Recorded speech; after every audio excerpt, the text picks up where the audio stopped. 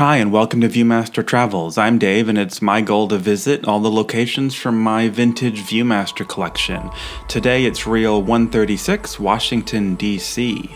Did you know that much of D.C. was inspired by Rome, or that the Library of Congress emerged from the ashes of a devastating fire thanks to Thomas Jefferson's remarkable collection of books? Plus, the story of a British scientist's fortune in gold that led to the founding of the world's largest museum institution. Our first Viewmaster target was well across town, so we hopped on the Red Line Metro. This stretch of the Red Line is the oldest in D.C., opening in 1976 from Farragut North to Rhode Island Avenue, but we stopped at Union Station. Union Station opened in 1907, replacing two 19th century stations, the New Jersey Avenue Station, where Lincoln had arrived in D.C. in disguise to begin his presidency, and the Baltimore and Potomac Station, where President Garfield was assassinated. In fact, the site of Garfield's assassination was entirely lost when that station was demolished until 1937. During the construction of the National Gallery of Art, workers unearthed a sealed metal box marked with a gold star. This is thought to be the original marker of the assassination site from the train station. Today, there's a commemorative plaque there. Gotta admit, arriving at Union Station was an impressive experience. The architecture is very grand, and like we'll see in a few places in DC, it's based on Roman ideas. The Founding Fathers looked to Rome frequently for inspiration in forming their own republic, which would be the largest new republic formed since Rome had fallen into imperialism. For example, these grand entrance arches are copies of the Arch of Constantine in Rome, and these internal vaulted spaces are inspired by the baths of Diocletian. There's a couple more Roman connections. The creek running under Union Station used to be named the Tiber after the river running through Rome, and before DC was even built, this plantation area was actually named Rome. It's as if the echoes of ancient Rome were woven into the fabric of the city long before its foundation. And like Rome, DC has been shaped by fire. Several devastating blazes left their mark on its history, as we'll see after our first Viewmaster destination. East Front is Capitol's principal entrance.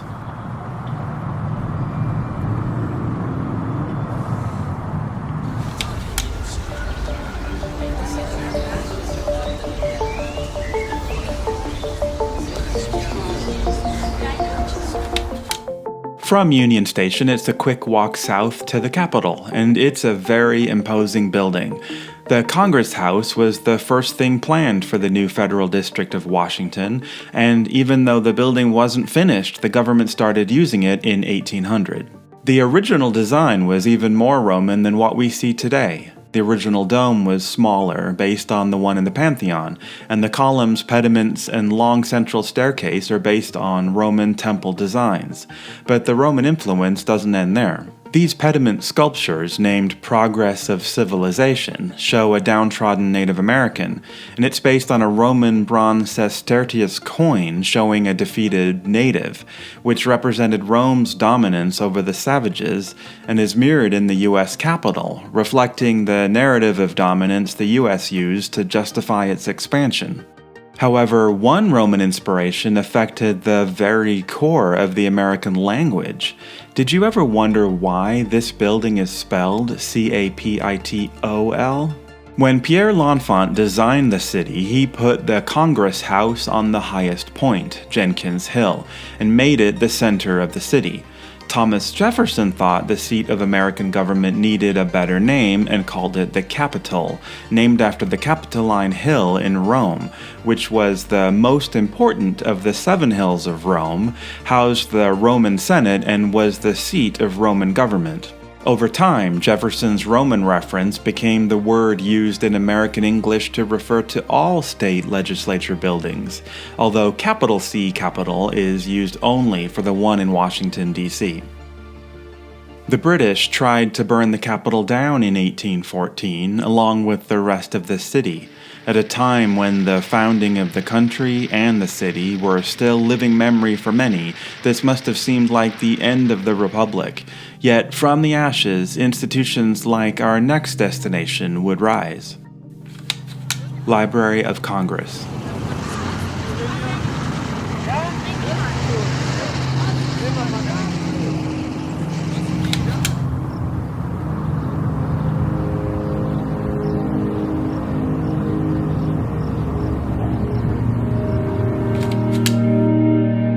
The Library of Congress building is across the grass from the Capitol, and it's now called the Thomas Jefferson Building. Way back before DC existed, the US government met in Philadelphia or New York, where they had easy access to large libraries. But this would be a problem with their new home in the swamp, so they spent $5,000 and purchased 740 books and 3 maps, creating the first Library of Congress. It was stored in the north wing of the new Capitol building, and it was only available to members of Congress, the President, and Vice President. Tragically, in 1814, during the War of 1812, the British Army used the library for a different reason, as kindling to burn down the Capitol. Everything was destroyed except for one book, taken as a souvenir by British Admiral George Cockburn, an account of the receipts and expenditures of the United States for the year 1810, which was returned in 1940. I wonder what the late fees were. Luckily, ex-President Thomas Jefferson immediately offered to sell his own personal library to Congress. He had 6,487 books that took him over 50 years to collect. He even let Congress name their own price to buy the books, and they priced them by size. $10 for a folio, where the printed paper is only folded once, $6 for a quarto, $3 for an octavo, and $1 for a duodecimo. There was a lot of debate about buying the collection at all, since it wasn't just focused on law or governance, but Jefferson convinced Congress that there is, in fact, no subject to which a member of Congress may not have occasion to refer, which became the guiding principle of the Library of Congress from that day forward. Jefferson ended up with $23,950 for his collection, significantly less than it was actually worth. Unfortunately, much of the collection was lost to another fire in 1851, caused by a faulty chimney. If I were a book there, I'd be scared. Despite this, the Library of Congress grew rapidly throughout the 19th century, and eventually they decided to build a separate building to hold everything. The Library of Congress building was completed in 1894, and this is the building you see in the Viewmaster picture, which looks pretty much unchanged between then and now. Inside, though, it's unimaginably beautiful. It really took my breath away. It took 7 years to build and involved 40 painters and sculptors. There are many statues, mosaics, and paintings, and it includes the famous circular reading room which we got to wander around, and has a couple secrets which I'll get to in a moment. Plus, it's fireproof. The Declaration of Independence and Constitution.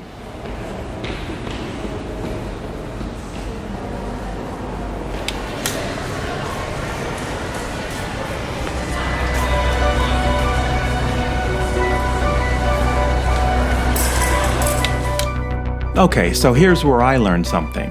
I didn't realize that the Declaration of Independence wasn't in the Library of Congress anymore, so we went looking for it there but couldn't find it. It was moved to the National Archives in 1952. That's what I get for basing my travels on 75-year-old 3D photographs and not Nicolas Cage movies. But did you know that the document on display isn't the one signed on the 4th of July, 1776? After some number of rough drafts were reviewed and approved by committee, Thomas Jefferson wrote what he called a fair copy, incorporating everyone's suggestions. This handwritten final draft was approved on July 4th, and probably signed by someone, but nobody knows for sure. It's this handwritten fair copy that went to the printer John Dunlap, who made around 200 large format broadside copies of it for distribution. What's in the National Archives was prepared later by Timothy Matlack, a scribe who was asked to handwrite carefully on parchment the same declaration for everyone to sign. He took 2 weeks to carefully lay out his work, leaving plenty of room at the bottom for signatures, and it took 6 months for everyone to sign it. This engrossed version traveled with Congress throughout the Revolutionary War and between each temporary capital city, ending up with the Department of State in D.C., barely escaping when the British burned down the State Department building in 1814. It was on display in the Patent Office and State Department Library for most of the 19th century, moving to the new Jefferson Building at the Library of Congress in 1921, until it was moved to the National Archives. While in the protection of the library, someone left a giant handprint on it, but no one knows who. And here's the secret about the reading room. The big circular structure in the middle was where you would request a book via pneumatic tube. You'd put your request in the right tube, it'd shoot down into the basement and then to the correct stack, where someone would find your book and put it onto the mechanical book conveyor, which would bring it back up to you. Amazingly, this system extended all the way back to the Capitol building via underground tunnel. Someone in Congress could put a request into the pneumatic tube and it'd go all the way across to the library, and the book would be put on the conveyor and go all the way back. This was built because the library was originally intended for Congress's use, and they didn't want to have to walk back and forth across the grass. Thomas Jefferson's personal library, which he sold to Congress and then caught fire, has been on display since 2008. 2,000 original books survived the fire, and about 2/3 of what burned was replaced. But the library is actively hunting down a list of 897 rare books to rebuild the collection, so if you have any of those, let them know. Smithsonian Building faces north across the mall.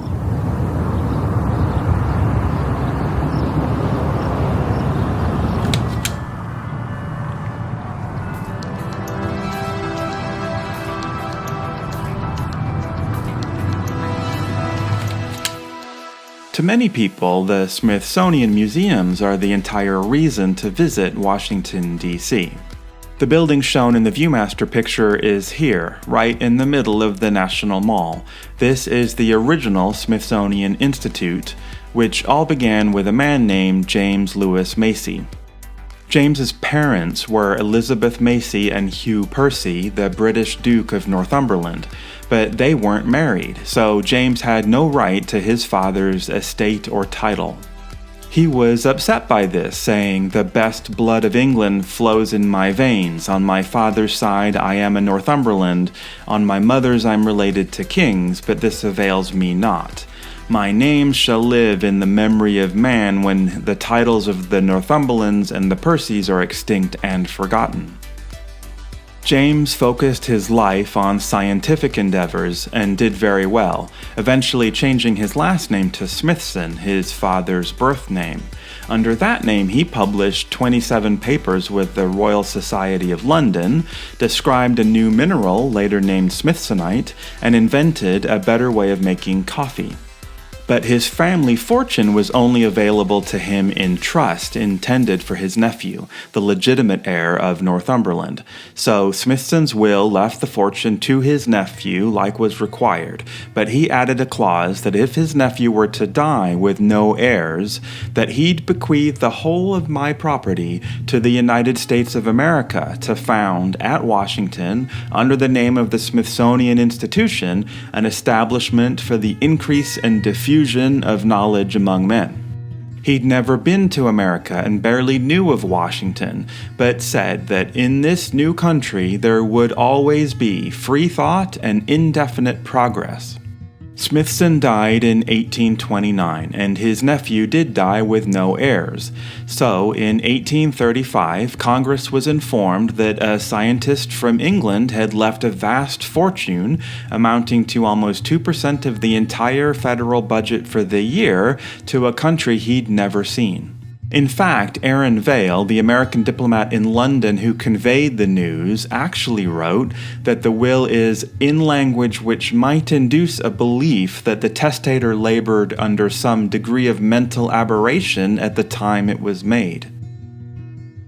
Despite this, and despite some protest that the US government wasn't in the business of accepting British fortunes just to make people famous, Congress sent politician Richard Rush over to England to get the money.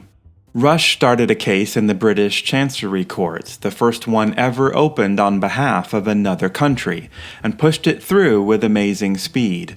Cases were taking 20 to 40 years to complete at the time, but Rush got the money in just 2.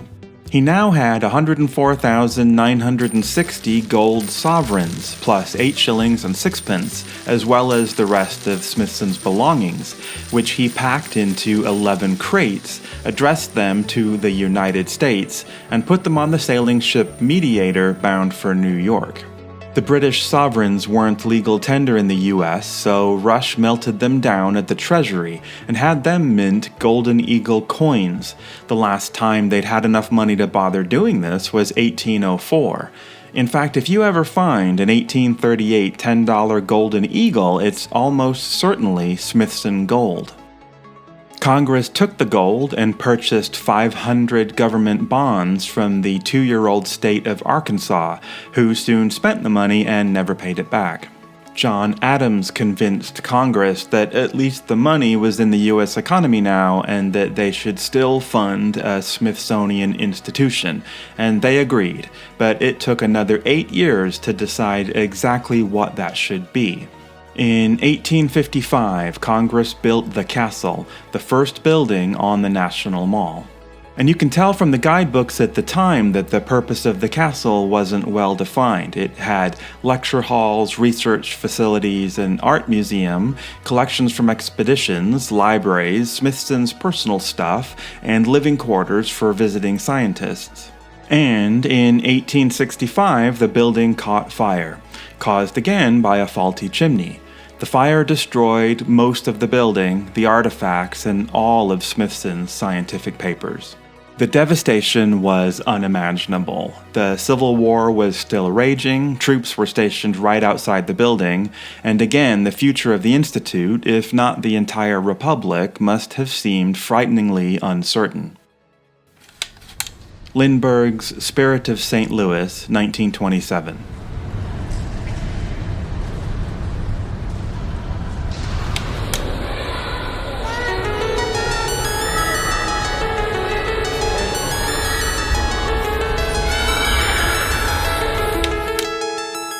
One of the most iconic objects at the Smithsonian, the Spirit of St. Louis, was donated to the museum in 1927, just a year after its famous transatlantic flight. However, it's clearly not in the same building today as it was when the Viewmaster picture was taken. The Viewmaster picture has some clues. Look at these tall arches, the industrial roof with a skylight, and these rows of wooden display cases. Where was this? The tragic fire of 1865 caused Congress to rethink the purpose of the Smithsonian. They realized it was evolving from an institute of research to a museum of record. The nation's global explorations and scientific advancements resulted in hundreds of thousands of curiosities that needed a home. Suddenly, the Smithsonian wasn't just a place of study, it was becoming the vault of America's greatest discoveries, America's attic, where the wonders of the world would be preserved for future generations. Meanwhile, the nation's 100th birthday was coming up, and Congress decided to hold an international exhibition in Philadelphia. This would be a great opportunity to display these artifacts to the world, and ticket sales from the exhibition could help fund a new building for the Smithsonian. When the exhibition ended, 33 of the 40 nations who had exhibits there donated them to the US government, expecting them to be on permanent display in Washington. All this was stored in the DC Armory building since the Smithsonian had nowhere to put it all. But the exhibition ticket sales had been very good, raising enough money to fund a new building, and in 1881, the Smithsonian opened the U.S. National Museum right next to the castle and moved all the Centennial Exhibition stuff into it. Crazily, it was the cheapest permanent building ever erected by the U.S. government, and it was fireproof. By the end of that decade, their collection had gone from 192,000 objects to 2.8 million. And it was here that Lindbergh brought the Spirit of St. Louis to hang from the ceiling. This building was also the original home of the Star-Spangled Banner, the Wright Flyer, the first telephone, first record player, Apollo 11, and the first moon rock.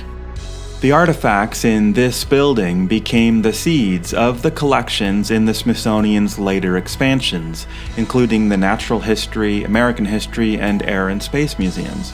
And similar to the Library of Congress, the Smithsonian Castle is connected to the neighboring museums by secret tunnels. One to the Old National Museum, now named the Arts and Industries Building, and one across to the Natural History Museum. Today, James Smithson's legacy amounts to 21 museums, 21 libraries, and one zoo. His $500,000 donation has turned into an institution with $1 billion annual budget, protecting 157 million curious objects. Twice as many people visit the Smithsonian museums in a year than any other museum in the world. The Library of Congress is now the largest library in the world, filling 3 tunnel-connected buildings with 175 million items. They receive 15,000 new items every day, and their digitized online database serves as the main source of information I use for this channel. From the ashes of fires that threatened to destroy a fledgling country, we've seen the incredible rebirth of world-leading institutions like the Library of Congress and the Smithsonian. Each of these places contains both the weight of history and hope for the future.